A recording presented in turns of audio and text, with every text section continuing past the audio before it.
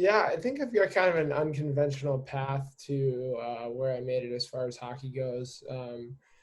Definitely was kind of the norm for California players when I was growing up, but that was not, it's not the normal. Oh, I was on the pond in my backyard in the middle of winter in Minnesota or whatever. So my next door neighbors were older than me.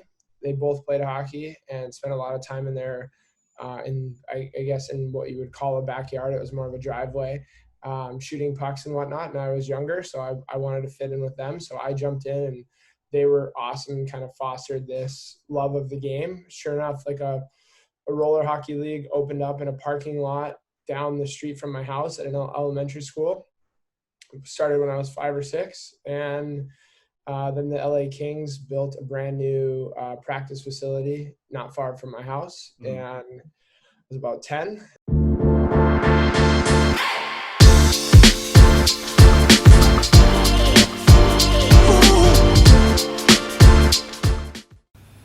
This episode of the Smart Athlete Podcast is brought to you by Solpre.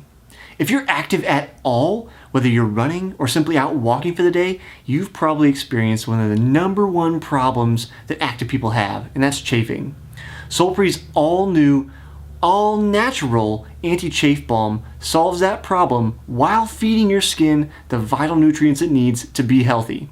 If you'd like to stop chafing once and for all and treat your body right, go to solpri.com to check out the anti-chafe balm today. And that's SOLPRI.com. Welcome to the Smart Athlete Podcast. I'm your host, Jesse Funk. My guest today is a rarity for me, but very, very welcome. Former pro hockey player, owner of a company called RAD Athlete Development, sometimes known as RAD Hockey, but he's going to be moving into more sports in the future, so looking forward to hear about that. Currently living in LA doing residential real estate, which is a bit of a shift, but that's okay. He also has a few different philanthropic foundations he's worked on or starting, and we're definitely going to get into that in this episode. Welcome to the show, Brett Beebe. Thanks for having me. I really appreciate it. Looking forward to diving into some of these topics with you.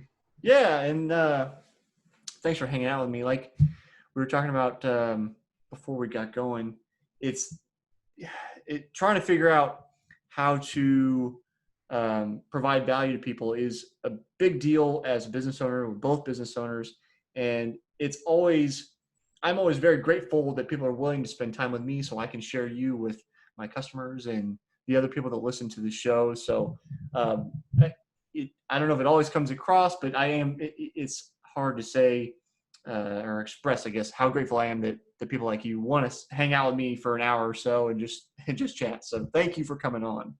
Oh, absolutely. This stuff's great. I think the more we can all help each other out and spread the word about, positive people doing positive things, the world's going to be a better place. So I'm all in on this stuff.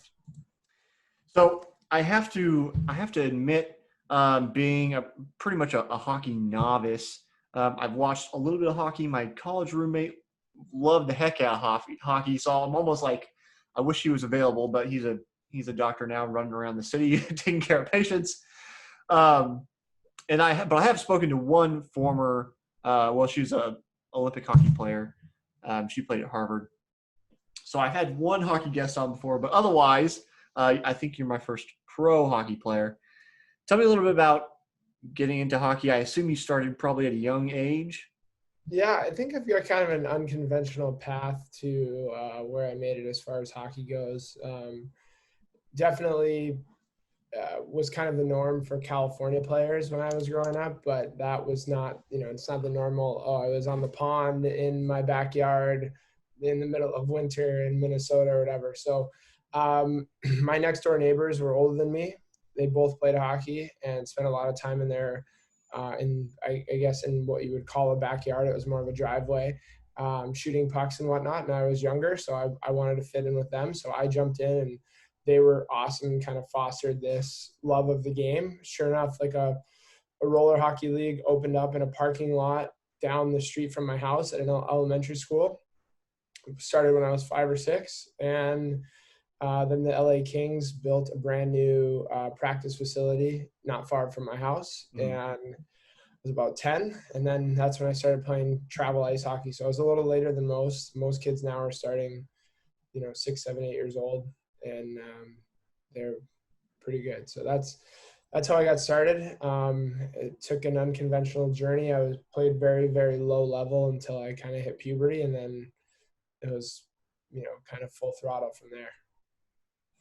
What's kind of interesting is that I've spoken to, I don't know, a number of unconventional pros now in various sports. Obviously not hockey, since you're the first pro hockey player I've spoken to.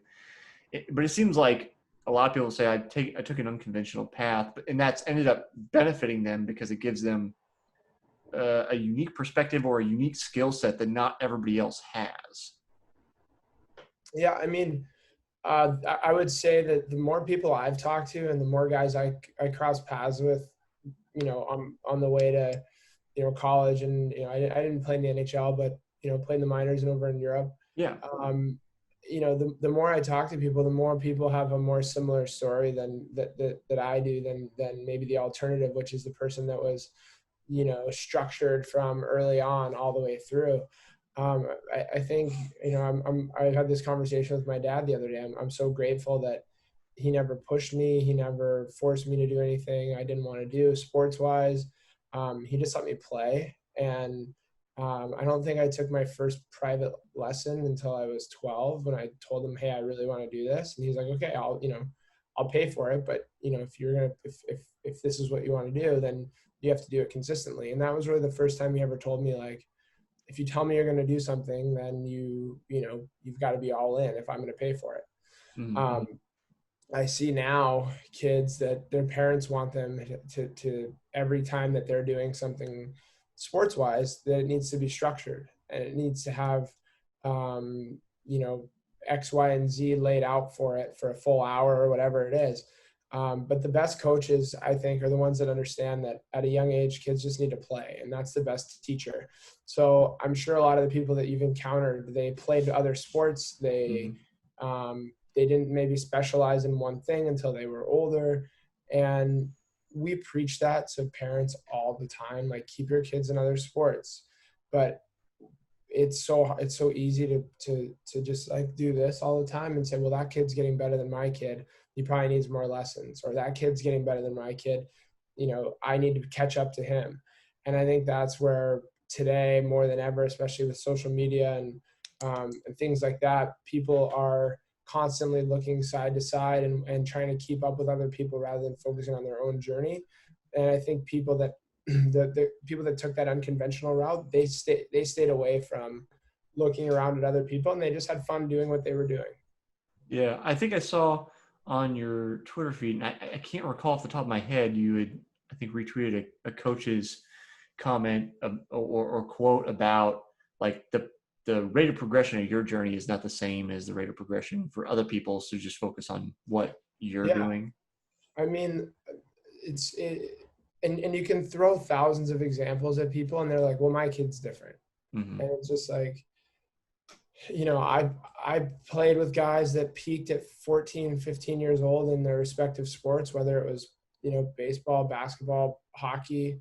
And then I played with other guys that didn't peak and get great until they were older. And I beat this one to death now that he's become a good friend of mine. But the perfect example is a guy named Matt Gilroy, and Matt works with me at RAD Hockey now. He just retired from a 10-year professional career, and Matt was like 5'6", 140 pounds at 16, 17 years old, and finally hit puberty, grows up, had 0 college offers at 20 years old, because in hockey it's a little bit different window. You can start at 20, or your oldest you can be to start college is 21.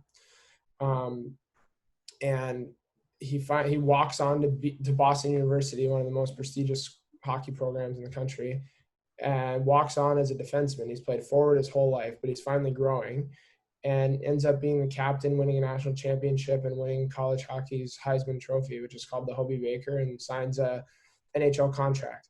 And I'm sure he had lots of people that passed him when he was 17 that he ended up passing by the time he was 21, 22, 23. Mm-hmm. So there's no right route for everybody. Just, I think the hard part now is like everyone's looking to make money off people Mm-hmm. in youth sports, and it's tough to see. So you get these, family advisors or agents or whatever you want to call them, and they try to tell you how good you are or what you need to do or all this specialized coaching you need to do. The best thing you can do is find somebody that believes in you, that's in your corner, that stands to make no money off of you, and they just want to see the best for you, and they'll give you guidance because they've been where you want to go. Sports, business, doesn't matter. That's the mentor thing is huge.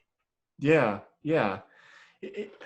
I wonder, especially because you work with youth athletes, is there a way to cut through that almost like toxic parenting mentality that's like that parents decided like my kid's going to be a pro hockey player, we're going to pay whatever we need to, we're going to take him to however many lessons, and like it ignores whether the kid has the desire, first of all, and then also robs them of the opportunity to try other sports and see, do they excel more at baseball or something that's not whatever they've been pigeonholed into. Is there any way to cut through that? Yeah, I mean, it's tough. I think one of the things that I actually focused on, and one of the things that I've done with RAD and with our program is, when we do events, whether it's our camps or our tournament teams or things like that, we try to always bring in guest speakers or people, whether it's professional agents, NHL players, um, and anyone in between those as well. Coaches, we bring in NHL coaches all the time, and we try to get that message through to people, and we try to have people who have either been where they want to be playing wise, or coaches who are going to be recruiting them, down the road. What do you look for in a college athlete? What do you look for in a pro player? What do you look for, like when you were playing? What was it like at this age? And almost all of them say the same things over and over again. Yet I think the hard part is it's not necessarily that parents get into their heads like, hey, my kid needs to make it to the NHL. It's more of like an ego thing that my kid needs to be better than all the kids that we play with here, or my kid needs to be the best player in our neighborhood. Like, it's like an ego thing, like that the kid's ability is reflective of the parent and Mm-hmm. who they are.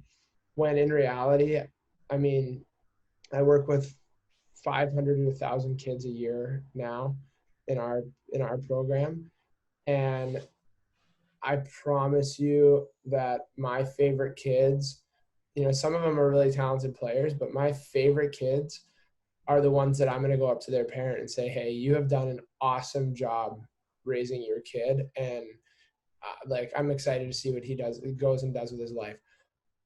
I absolutely do not do that to the kid who goes and scores 5 goals in a game and goes and celebrates by himself and doesn't high five his teammates, doesn't come and say thank you after every skate or pick up the pucks or clean up the locker room or whatever else, because eventually everyone else is going to catch up to where you are in your ability. If you're not a good kid, it is what it is at that point. Well, it seems like I've talked about this with other guests. It seems like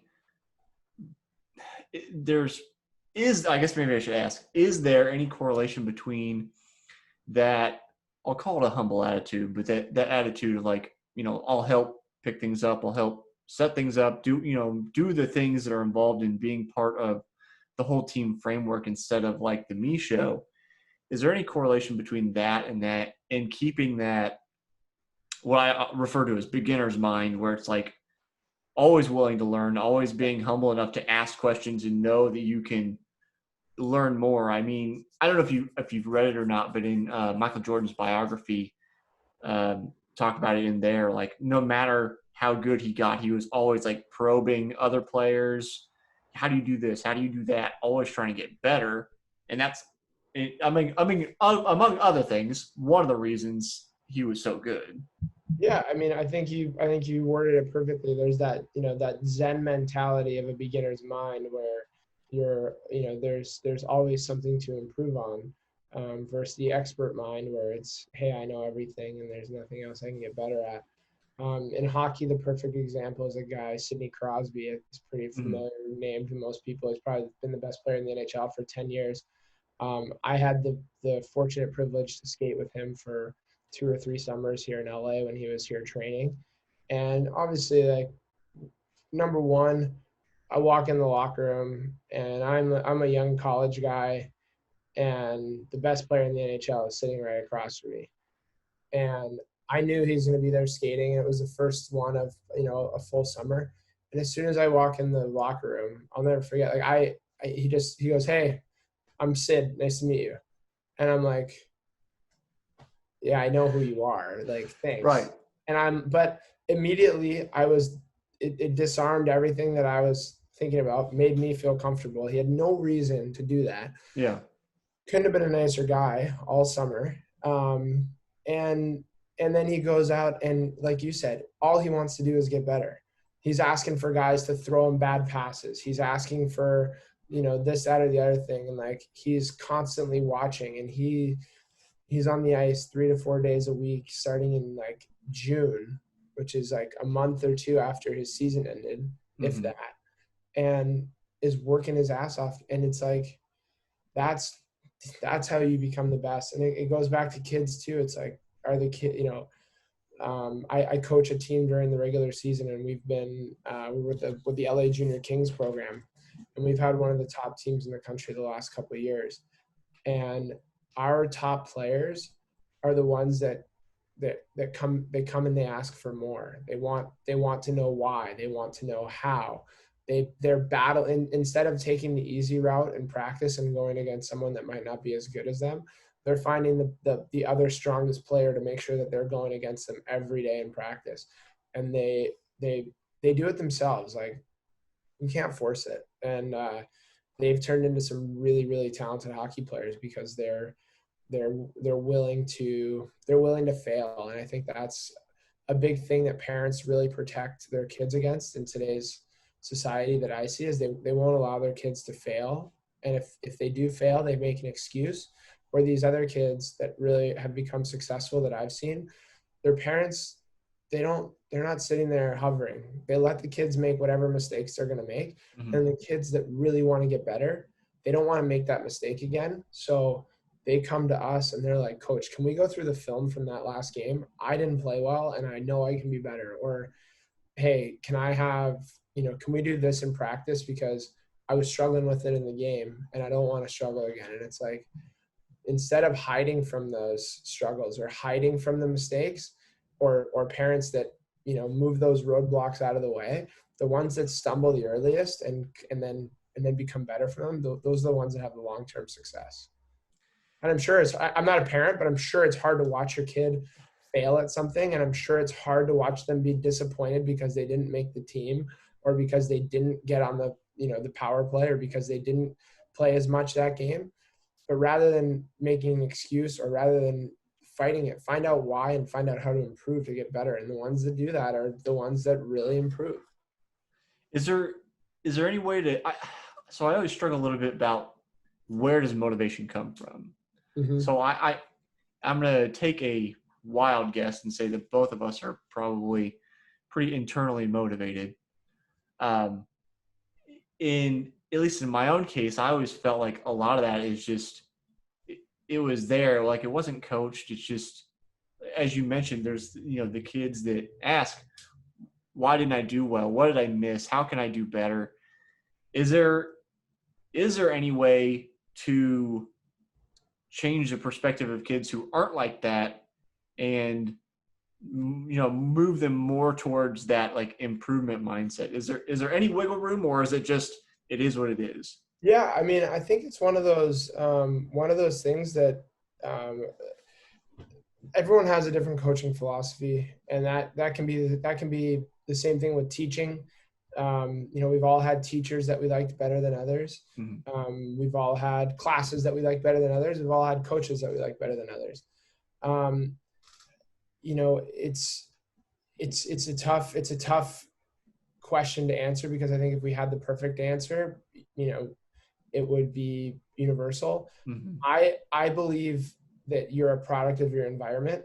And so when we do our training, our goal is to bring together kids that have that mindset. So if you don't have that ability and that mindset to do it, you're either one, not going to be selected to come work with us, or number two, if you have all of the ability, and I joke around, I always say that our program, we're like the New England Patriots. You give us like, you give us somebody that's cast aside that maybe doesn't have the maybe they're not the best kid, maybe they don't have the best character, maybe they don't have, you know, those things quite yet, but they've got the skill and they really want to get better, but they need a little refining. We've created an environment where if you bring us one or two of those kids, they're going to come in and they're going to be molded by the other guys around them. And it's basically going to be like, here's how we do things here. And you're either going to get with that program and you're going to improve and you're going to join us because we want to get better. And the only way we're going to get better is if you're working your ass off and doing the things that we do to get better. Mm-hmm. And if you do that, great. And you're going to now improve. So I think creating that environment is so important. And you know, for certain kids, like if you're around a bunch of kids that aren't like that, you can do all the drills and training you want to do. But if no one there has that mindset and there's not a leader pushing it, you'll never develop it. But I do think it is something that can be developed. And same thing with business, right? If you surround yourself with yes men all the time that are just going to agree with your ideas, you're not going to have any progress.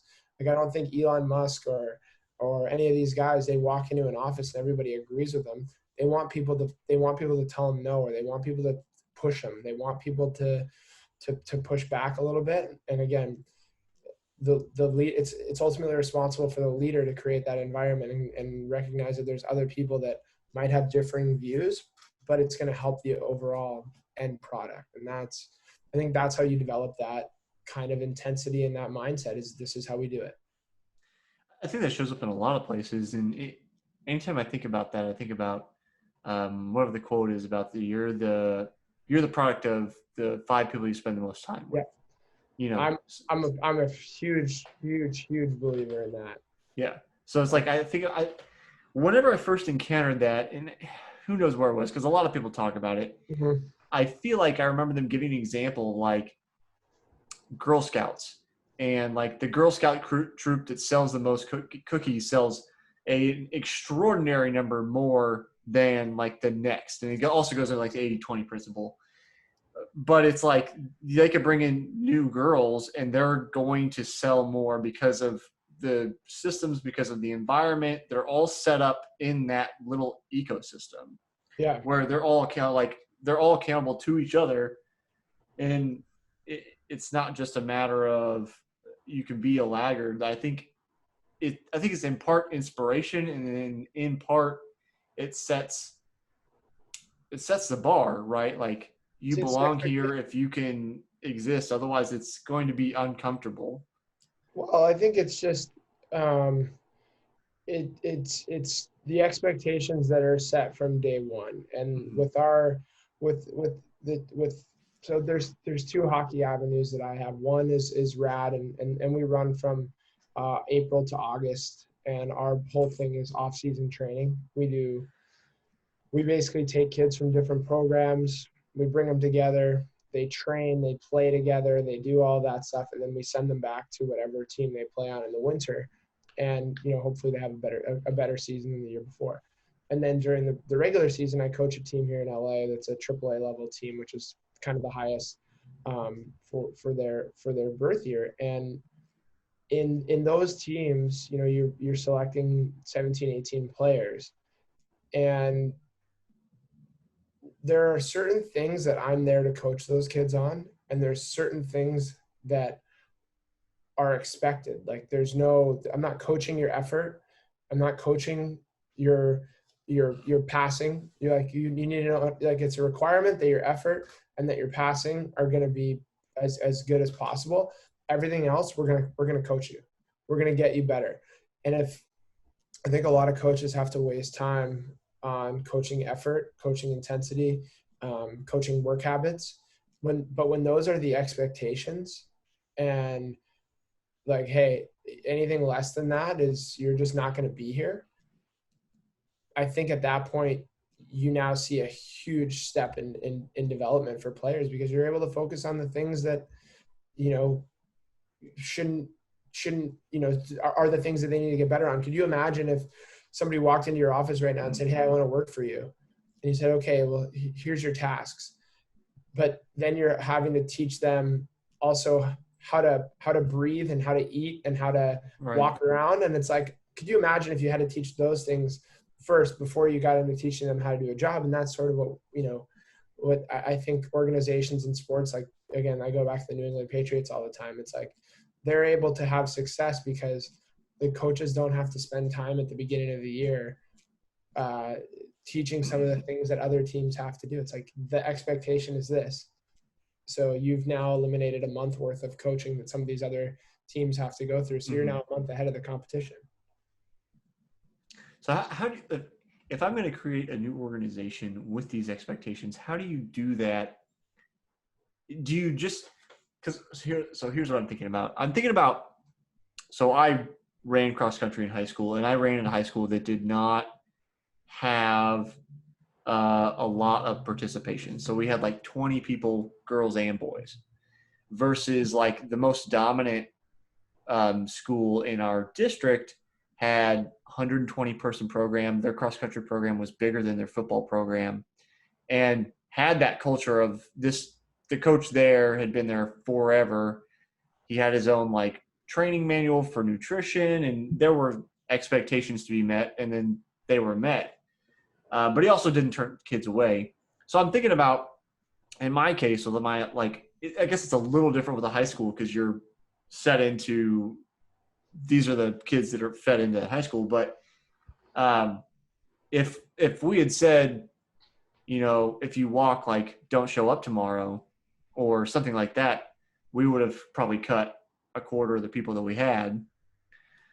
So how do you get a program going and have those expectations? Sure. Well, I think it's really simple. How do you measure your results? If you're measuring your results by wins and losses, then your team's going to run out of players. Your school of 20 people is going to run out of players and runners before you ever have a chance to compete for anything. Right.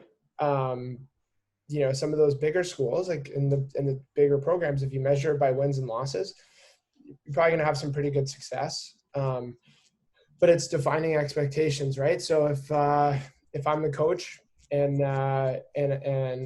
you've got, 3 boys and 3 girls that they need to walk half a mile after every mile at the beginning, and they're doing, 5 miles. So they walk one, or they run one, walk half, run one, walk half, whatever. The expectation is that the next day you're only going to walk a quarter mile next time. And the expectation is that you get 1% better every day, right? So just don't stay the same. So as long as you set those expectations early enough, like I'm not, when I work with our AAA players, our really high-end players, I'm getting some of the best kids throughout Southern California to play with us. I'm not gonna coach my 10-year-olds the same way that I coach my 14-year-olds. Like the 10-year-olds still need help on passing. I'm not gonna blow the whistle and make the kids skate because their passing's bad when they're 10 years old. I'm gonna have to, and they're gonna work on it. But the expectation of hard work and that like competing hard is the expectation. If you do that, I don't care what your skills are. That's what we're there to get you better at. If you can't shoot the puck real well, you can't do certain things real well at 10 years old, that's totally fine. But as long as you work your butt off and you're competing, you're always going to have a spot with me, and you're a good kid. So same thing goes with a team that might not be that strong. They might not, it doesn't matter what sport it is, but it's how you set the expectations, and that you set smart goals, like measurable goals, and as you push kids to achieve those goals, how do you reward them for it? is a huge thing. If kids keep doing things and there's no reward, they're not gonna enjoy it. How do you set those measurable standards, and what do you do once they get achieved? And then once they get achieved, how do you raise them to the next level? So that's the simple answer to that is, set the expectations and grow from there. Okay. I'm not imminently going to be coaching youth, but I do think about the various coaches I've had over the years and their attitudes and expectations, and the coach that's in charge of the program I was at now very much is like, he doesn't care what your ability level is as long as you work hard. Like, kind of like you said, if you got to walk to start with, like, that's fine, but we're going to make improvement. I guess when I was thinking about the walking thing, I was thinking about people I knew who were capable of continuing to run, but just slacking off. Yeah, well, I think at that point, then I think that that is where the really good coach comes in, and I think that's where the really good teacher comes in, right? So, how does a teacher get a kid that she sees a lot of potential in, or he sees a lot of potential in, who maybe just doesn't study that hard, or maybe just doesn't do the extra work, but he knows that there's something there, or she knows that there's something there? How does this is where, good to great, right? So how does a good coach or a good teacher can produce good material for the kids to study and learn, or to improve on in their sport? A great teacher or a great coach can pull that potential out of them by finding whatever it is that motivates them. So why does that kid walk when he has the potential to run? Or why does that girl, why does she only go at 0.75%? Or, like not 75 instead of all 75%. Yeah. Right. Instead of, that there's another gear in there that you can get out of them. What are you doing to create a relationship with that player that they're going to want to do whatever it takes, because they know that you believe in them? So I think if you, a kid will never work hard for you until they know that you'll do the same for them. And I think some coaches just expect kids to have that mindset, but I think, it doesn't necessarily need to be dangling a carrot at the end of a stick, right? And say, hey, if you do this in under 5 minutes, you're going to get an ice cream after practice. But it's what genuinely motivates you to be great. Maybe your home life is tough and you're just running cross country because it's something to do to keep you away from being at the house. But how would a coach know that unless they had a conversation with you and the player felt like they could share that with you? Or maybe, hey coach, like, I would love to run more, but I get so tired, I barely sleep at night, or I don't have access to a lot of food, so I'm always like running out of gas. Or, hey coach, I just, running's not my favorite thing. I'm just doing it because my parents are making me. And then it's like, okay, and how do we say, well, okay, if you're going to be here, you may as well make the most of it. And you can help a kid find their passion in just about anything if you're willing to dive a little deeper than surface level. That's fair enough. I think I'm trying to make broad strokes out of a situation where you really can't. Yeah. I mean, well, there's always going to be there's like, I'm not sitting here saying it's perfect. Like, there's certain kids where I'm like, I was joking with Matt Gilroy the other day, like maybe at the beginning of the hockey camp stuff, he was trying so hard to work so hard on every single player. And I'm like, dude, you are going to burn yourself out. I was like, what you need to do is, there's going to be 3 types of players. There's going to be the ones that are up here that you're not going to have to worry about much on. All you're going to have to do is help correct them on little things here and there and help them get better. There's your middle of the pack kids who they're going to be coachable, but you're going to have to kick them in the butt here and there to get them going. Make sure you spend some time with those kids. And then there's going to be the 3rd level kid. And that doesn't necessarily mean the least skilled of the 3-level kids. Like there's a lot of times the kid that's here can be the most skilled, most talented player. But if they're not coachable and they're not willing to learn and they're not willing to do those things, at that point, I am not going to invest my time in you if you are not willing to accept what I have to tell you. Mm-hmm. And at that point, unfortunately, I just don't have the time or the bandwidth to spend that much time on those kids. So eventually they're going to fade out and they're going to go to another program, or they're going to go, to another group, and maybe somebody else pulls it out of them. But Right. the problem is like, you can't make it work 100% of the time. But as long as you as a coach have a formula for what it is that you're looking for and how you get it out of them, Mm-hmm. more often than not, you're going to be able to help more people. And then, the kind of kids that it doesn't matter, kids, NHL players, whatever. Right.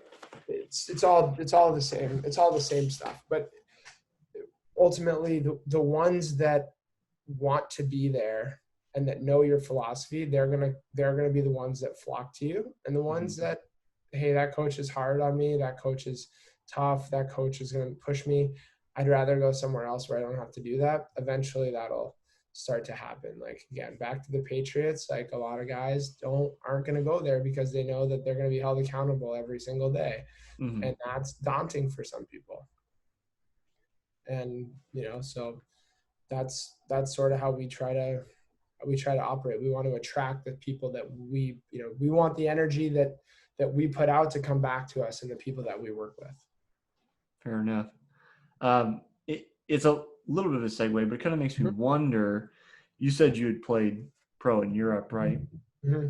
So is it that mentality that leads you there, or how do you, that says like, I always want to be better, I always want to be pushing myself, whatever avenue that takes? Is that how you get to Europe, or how does that avenue happen? Yeah, well, I'll be the first one to admit I matured mentally at a later age than I wish I would have. As a kid growing up, I had great people around me in a support type of way. I always had people there to give me advice, things like that. I worked really hard. I worked as hard or harder than anybody else. I just didn't necessarily work hard at the right things all the time. Mm-hmm. Like I'd be like, okay, let's go run 5 miles as fast as we can because it's gonna make me a better hockey player, which is not the case. Like that is not how training works. That is not how, but to me, I'm like, okay, I'm working really hard at something. It's not necessarily what I should be working at. Right. So, I think I could have had a more successful career if my hard work was guided in the right direction. And so the Europe thing was more, I had got my whole thing was when I finished college, I pretty much knew I was not going to play in the NHL. Mm-hmm. But my goal is I was going to give myself 2 years of professional hockey in North America to make it as far as I could. So I started in what you would call AA for the people that know baseball. Right. And then the goal was if I could make it to AAA by the end of my second year, then I'd keep going, and I'd try to push to try to make it all the way up. If I couldn't do that at the end of 2 years, I would go over to Europe, have a great experience over there, basically cap off my career by living abroad, playing over there, and then call it a career. So I was giving myself 3 years basically. So Europe is usually, for hockey players, it's usually a fallback. Mm-hmm. There's more money to be made over there than in the minors over here. So some guys go over there right away after college knowing, hey, I'm not going to play in the NHL. I don't want to play in the minors in the US and not make a lot of money. I'd rather go play in one of the top 3 leagues over in Europe and play a 10-year career, make a whole bunch of money, and come back. Mm-hmm. For other guys like me that were like, in the middle pack of the minor leagues, I wasn't going to be playing in the number 1 or 2 league in Europe and making a ton of money. I was going to go from the middle of the pack in the US to the middle of the pack over in Europe, and I was going to make a decent amount of money and get to see the world. And that was, basically capped off a year of a lot of fun. Mhm. That's how I ended up over there, and that's sort of the mindset that I think a lot of players take. It's just, eh, and this happens on the show all the time. It's just anytime somebody makes a jump to a different continent or a different country, I'm always like, well, how did that happen? And in your case, Yeah, it's I won't say it's a straightforward path, but it's a little more straightforward. And I know, I feel like even one of um, one of the guys I went to college with, I went to a very small school, like 1,000 people.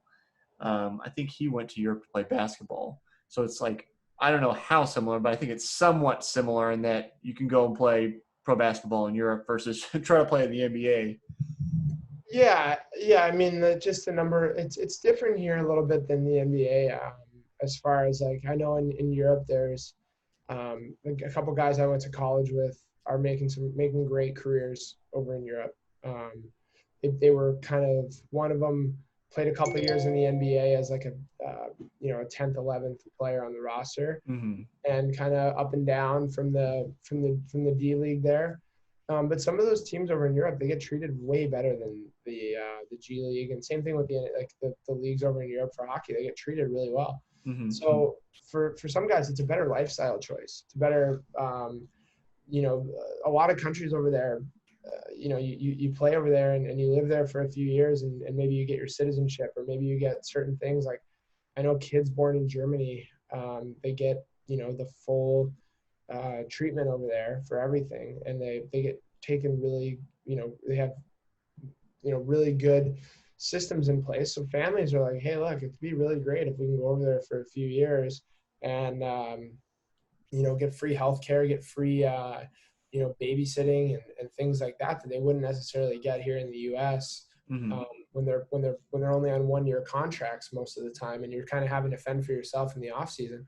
Over there, you're taken care of year round, so it's certainly a lifestyle choice. I think everyone's journey is different. For me, it was for fun. I was single. Um, I knew I was at the end of my rope, and I went over there with a really good friend of mine. So I knew it was going to be just a really fun year. Still competed really hard, but had a lot of fun too. Talking about it gives me a little bit of wanderlust.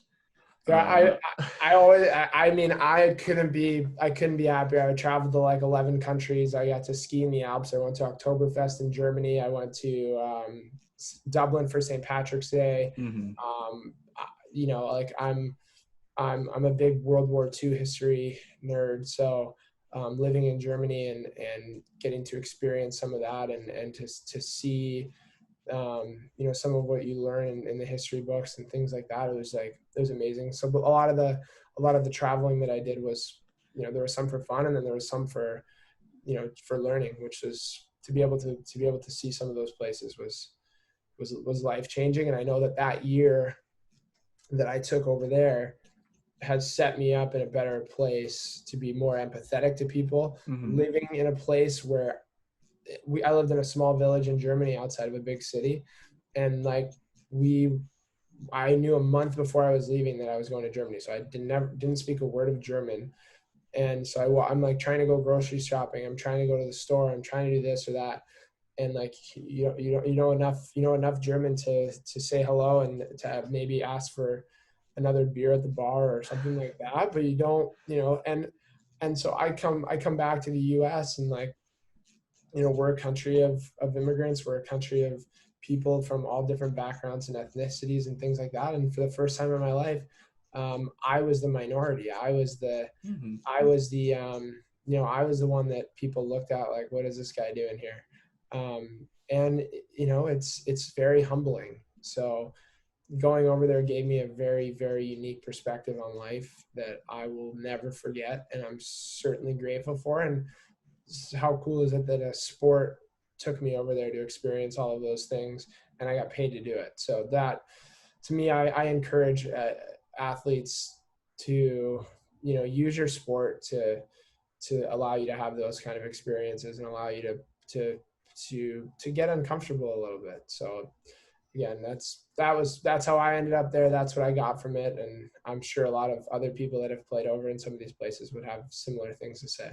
Yeah, I feel like that experience of being the minority in a situation, or being in a situation where you're the outsider is, I feel like it's almost fundamental to like truly understanding and being able to be empathetic with somebody when you're not, when you're now the majority.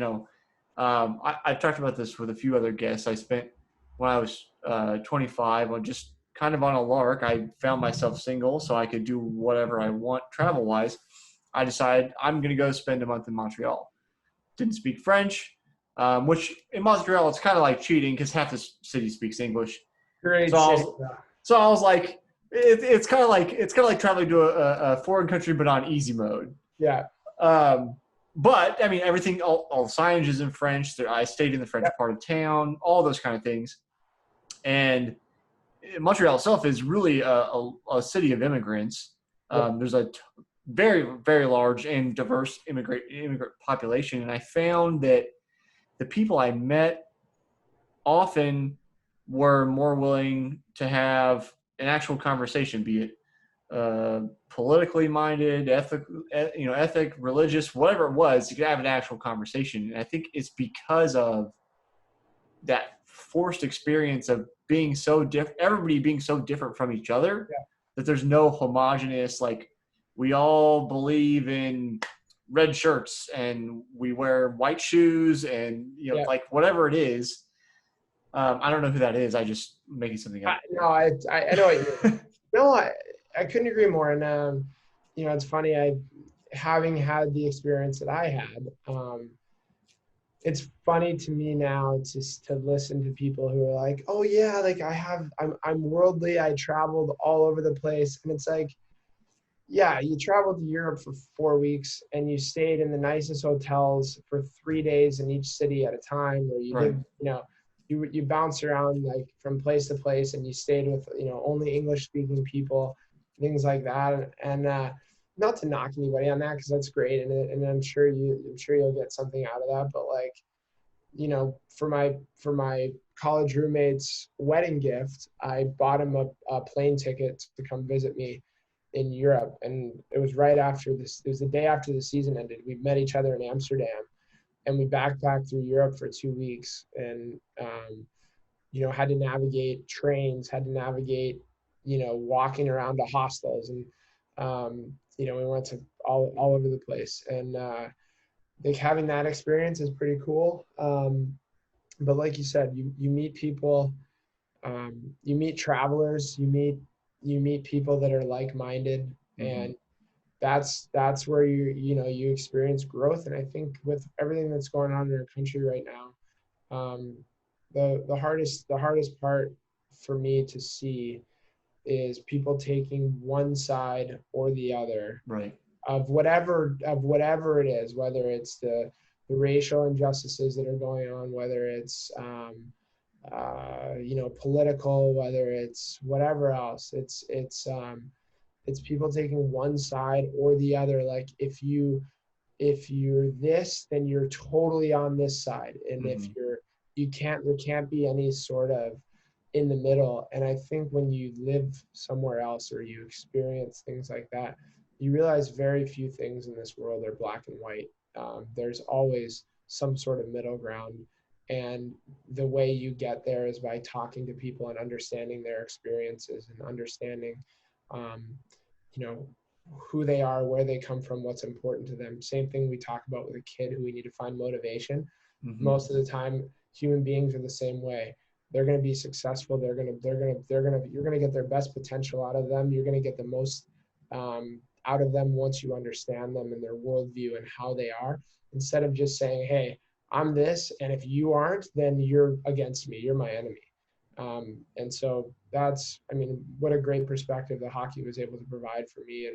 And because I wasn't necessarily like that all the time. Like, I definitely had a singular worldview on a lot of things before I was able to travel and get out and meet people. And that's in the US. Like, I was fortunate. I moved away from home when I was 17. I live in a pretty affluent area in Southern California called Hermosa Beach. It's in the South Bay of Los Angeles. When I grew up, it was upper middle class white families, and that was my that was my worldview. I knew success because I knew the families that I interacted with on a regular basis all had a house. They all had two parents. They all had this, that. It was very structured. Everything was pretty much everybody was the same. As I went to high school in downtown LA, and that was kind of the first time my eyes got open to me of what else is out there. This private school I went to was quarter white, quarter black, quarter Asian, quarter Hispanic, and everyone was from all over LA. I hung out with people like kids became my best friends. I went to their house, and it was in the middle of an area where I probably never would have been in LA if I didn't necessarily. And you know what? I couldn't have cared less because this was my buddy and this was his family and this is his worldview. And I'm like, wow. And you know what? And you show up every day to school with this attitude that I have, and I have it easy. And you're having to jump on the bus, like walk a half a mile. Like one of my buddies had to walk a half mile to the bus stop, bus to school, walk to campus. It's 20, 30 minutes, extra than what I have to do to get there. And he still shows up and gets his work done and jumps ahead of me and is way more successful than 90% of the people that are our age. And he had to go do even more than that. And same thing, I moved away when I was 17 to go play junior hockey in Iowa. I went from here to the cornfields of Waterloo, Iowa. And like, again, it's a super blue collar, small town, rely on the John Deere foundry there for a good chunk of the jobs. You travel all over the Midwest there to these small towns playing junior hockey. And it's like, okay, I understand why a certain part of the country thinks a certain way. Like I understand why, people in the Midwest have a different outlook on life than people on the West Coast and people on the East Coast and people in the Northwest. Like once you interact and you have those experiences with people, and sports are able to teach us those things a lot of times. And I think that's one of the things that we push to kids a lot is that, your sport can take you to a lot of places in this world if you allow it to. I don't want to run out of time. I want to give you a little chance to talk about your. No, I'm fine, but I want to give you a chance to talk about the philanthropy, the philanthropic stuff you're doing now. Yeah. So, I think that's the most important thing that I've been able to do in my life. And something that was ingrained in me at a young age was that to whom much is given, much is expected. And I'm the first one to say that I've had nothing but great support from family and friends my whole life. And I've never, sorry, hold on. Phone's ringing. I've had nothing but support from family and friends my whole life, and a lot of people don't have that. So every time I've kind of gone on this journey, I've looked to find a way to help out people that haven't. So my mom went through cancer, so we started a foundation for her back in college. We raised a bunch of money that went to helping women who can't afford mammograms be able to have access to those for early detection. We've done a bunch of stuff since, and the latest one was 2 years ago, almost 2 years ago to the day. One of my best friends killed himself and was the happiest, best, most energetic guy in the room always. Couldn't have been a better guy, last guy you expect to go through something like this. And we found out that there was a lot of things going on that we didn't know about. And so what we started about a year ago that we're getting ready to launch is called, his name was Walker. So we started Don't Walk Alone, which is a grassroots initiative right now aimed at helping kids be able to talk about their mental health and be able to talk about things that are going on in their lives. And also, and we're using youth sports as our platform. So being able to teach kids, number one, how to talk to either people in authority or their friends about what's going on in their lives. Number two, we're teaching kids how to listen when somebody comes to you with this. How do you respond to it? And then number three, we're teaching coaches what to look for, warning signs in kids that are struggling with something that they might be able to help with. And then number two, how to talk to those kids and how to interact with them so that kid feels comfortable telling you something that you can then pass on to either a parent or a professional, because a lot of times these kids, they're struggling with something at home. They don't necessarily want their parents to know what they're feeling. Parents go through a divorce or whatever. they show up to practice, the kid's not working hard. As a coach, do we then just compound that by saying, hey, what are you doing? You got to work harder. And that kid just now zones out of hockey because now he can't use that as his outlet.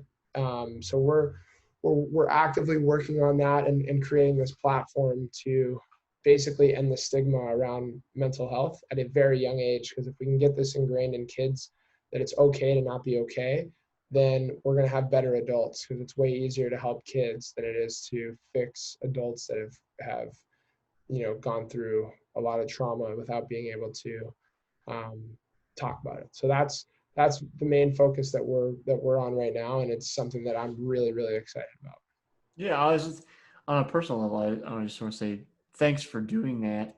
Um, so, like, I guess I'll say human, um, the mind has always been interesting to me. I've majored in psychology because I'm interested in people and why things happen. And it is still such, I mean, we're making progress culturally, but it is still such an issue. And I think it's not the whole equation, but I think it's like some people, I have no idea about the what went on with your friend, but it makes me think about some people who maybe feel embarrassed that they're depressed, or feel like it's a personal defect, like there's something wrong with me, like I'm not good enough, or it's something I did to make, that makes me not worthy of help, that all contributes to that stigma.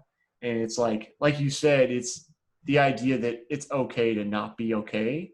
Yeah. And especially that component of being able to talk to somebody, whether it's a friend or a parent or a teacher or a coach, and that person being comfortable and knowing what to do to talk about it. I know I had several friends growing up. We're talking 12, 13 years old, going through puberty. So there's all kinds of things going on with your body, your brain, your hormones, who went through depression and suicidal thoughts. And they felt comfortable enough to share those things with me.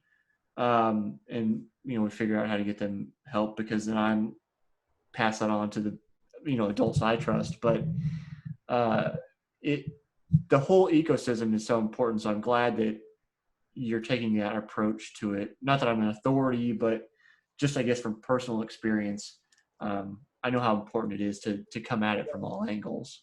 Well, and I think the big thing that really helps, especially for kids, is um, you know as human beings, we naturally gravitate towards other people who share similar experiences or Mm. likes with us, right? So, um, it's natural for somebody that likes sports to gravitate to somebody else that likes sports. It's natural for a group. That's why we have clubs. That's why we have associations. Like, if you're somebody that likes to go on bike rides, there's probably a website that you can go on and find 20 other people that like going on bike rides and join with them. Or you can join a club that has somebody that they watch soccer every morning at European soccer at 7 a.m. and you guys share beers over watching the soccer games. There's something where you can find an interest that makes you feel good expressing what you're passionate about or what you have going on. There's almost something like that for everybody. Now, imagine having those thoughts and those feelings and thinking you are the only one in the world that is dealing with this problem, number one. And then number two, that you're probably going to have to deal with it for the rest of your life, because who could possibly understand what I'm going through mentally? Because there's no one else. I can't physically see anyone else that has this. Like, it's just like concussions are such a huge issue in sports right now. Like, when somebody has a broken arm, you can physically see the cast on them and you can get an x-ray and you can see when it's fully healed, right? And with a concussion, it's like there's no cast, and they're all treated, they're all different, right? So when you're ready to play, might be not be the same as somebody else who has a concussion and they're like, I was back in a week, what are you doing? You're fine. There's no protocol.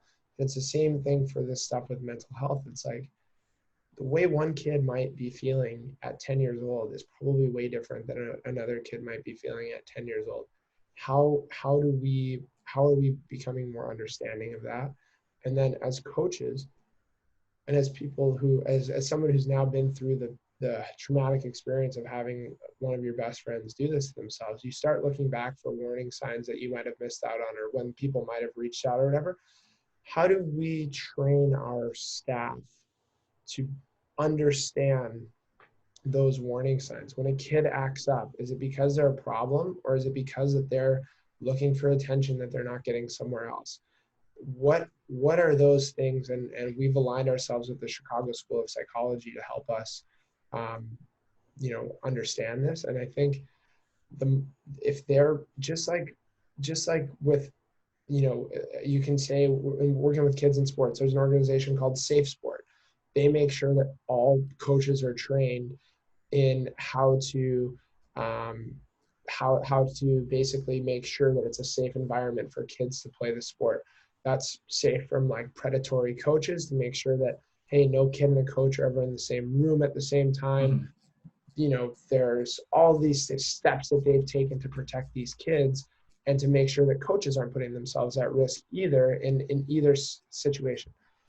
And every coach has to take a class on that. Like, hey, you have to sit through this, and you have to understand this is why we're doing this. Here's what you look for. Here's how you fix a problem. How do we now come up with a curriculum that every coach, doesn't have to be a huge glamorous thing, but every coach that coaches AYSO, youth basketball, travel sports, that they have to go through an hour-long class or a couple certification things to understand, here's what we're doing, here's how we're working through it with our kids. And I think there's going to be a shift in sports, that we've gone from athletes have to be tough, you can show no weakness, like weakness is going to hurt your team, to an understanding that, hey, if I'm feeling my best, I'm going to help the team. That might mean, hey, I'm struggling in one area of my life and I need help with it. And once I get that fixed, I'm going to be a better hockey player. When we can get to that mindset as a culture, we're going to see such a great improvement in our humanity. A little bit of a hard shift, but we're winding the clock down. So It seems particularly prescient with you. I feel like I've been saying that a lot lately, because I'm talking to some really cool people. I'm asking everybody this year, what do you think the purpose of sport is? What do I think the purpose of sport is? I mean, most parents are going to tell you that it's just a way to get their kids some energy out of their system when they come home and they're ready for dinner and to go to bed. So there's a couple things that I think sports teaches, that it doesn't matter what you play, what level you're at. Number one is how to set goals and how to attain those goals, and the sacrifice required to do that. And then number two is the greatest life teacher of all, which is adversity. Sports creates adversity, and for us, with coaching high-level kids in hockey, you have to miss a lot of your events that your buddies are going to, and then also that's your commitment. And then your adversity is like, hey, when things aren't going your way, how are you going to overcome that? And in the big picture, is one hockey game with 14-year-olds going to alter their lives? No. But if they're able to overcome that adversity and say, okay, I've done that once, now something hard happens in life, they're going to have the tools already to be able to deal with those things. And I think those are the two things: commitment, like goal setting, and then adversity. So those are the two things I think are the biggest teachers in sport. Your second point makes me think about the idea or the attitude of how you do anything is how you do everything. My kids hate that I say that every single day, but the way you do anything is the way you do everything. Yeah. I say it all the time because it couldn't be more truthful. If you'll cheat in one little thing, you're going to cheat on the big things. Mm-hmm. And that is I love that you said that. And I hope the kids that I coach are going to listen to this. I definitely did not prompt you to say that. But no, absolutely not.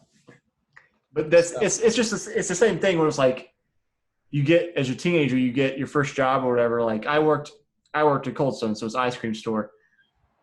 You could be like, well, I just work at an ice cream store, whatever. But like, I wanted every ice cream I handed somebody to be just like the picture. I didn't want it to be soup. I wanted it to be beautiful, and I wanted to hand it off, and I wanted to do it quickly, have a good time doing it. But it's like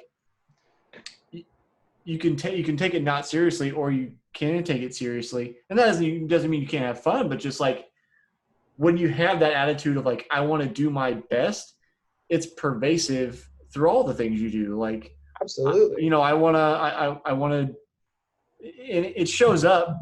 I think it maybe even be easier too, because it's not a matter of like, I have to turn it on and turn it off. When I get on the ice, I've got to turn it on to be good. And then when I go home, I turn it off. It's like, it's just how things are. Choose to be great at everything that you do. That's the other thing that our kids hate me saying all the time, but it's like, if you're going to do something, be the best at it. Like there's certainly things you do for just pure enjoyment. Yeah. But if your job or your whatever it is, it doesn't matter. Like you said, it doesn't matter if you're serving ice cream cones or whatever else. Like I worked at In-N-Out, was my first job when I was 16. And it's like, you know what, but it also, I think that, that part of that's internal, but part of it is the culture that's created in your environment. If you have a manager at Cold Stone that says, guys, you're not just making ice cream. People are coming here to celebrate a birthday, for an experience. And how do we make it so that it's not only they're getting their ice cream, but it's a great experience in their day, and they can take that forward. It's like at In-N-Out, man, I don't know if you've ever been to one here in California, but they work their butts off here. I couldn't believe it when I first started. And I'm like, I was excited to take out the garbage because it was, going to be the best thing for the group. So like when it doesn't matter, like I in the real estate world here where we're pretty busy, my boss is like, it doesn't matter if we're marketing a $600,000 condo or a $5 million house. Like we're going to put the same amount of effort into it, because hopefully that person that buys that $600,000 condo is going to get a pay raise, and they're going to be buying a $3 million house from us someday. And it's just the right thing to do. So I couldn't agree with you more that it's just, and you can't turn it on and turn it off, because it shows. It shows. Like if you only work hard at the things that are fun to work hard at, you're not going to go very far.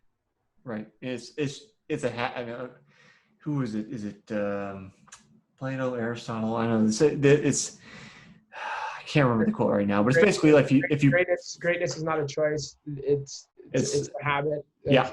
Basically, I know that one. Yeah, for sure. I mean, it's you have to choose to be great every single day. And I think the earlier people can learn that, and the earlier that can become ingrained in you, it's the better. So, yeah. Brett, thanks for hanging out with me today. If people want to see what you're doing with hockey, see updates from you, where can they find you? Where can they keep up with what you're doing? Sure. Yeah, I mean, Instagram is probably the easiest, because I have links to all of our channels on there. It's just at Brett Beebe, BrettBeebe. There's links to our hockey program, what we do with real estate, and our mental health, awareness situation there as well. So all of that stuff is all there. I'm always up for having conversations with people about just about anything. And so, feel free, if there's anyone out there that wants to reach out to talk more about it, I'm happy to chat. Sounds good. Like I said, thanks for hanging out with me and for spending the time with me today, Brett. Yep, no problem. Thank you for having me.